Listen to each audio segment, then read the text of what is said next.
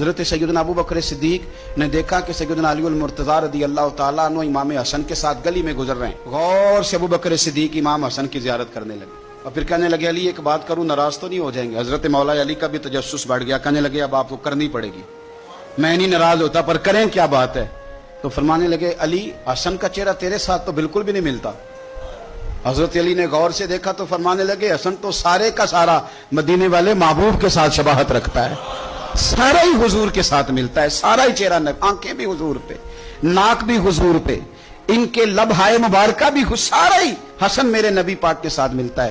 اور یہ تو ابو بکر کی بات ہے نا. حضرت عمر فاروق رضی اللہ تعالیٰ عنہ نے نا جب بدر والوں کو تحفے دینے شروع کیے نا تو شاہ ولی اللہ صاحب لکھتے ہیں کہ ان کی خدمتیں زیادہ تھی نا، جو بدر سے جنگ کرتے آ رہے تھے تو سب کو 1000 دیے، اپنا بیٹا بھی شامل تھا، انہیں بھی 1000 دینار دیا.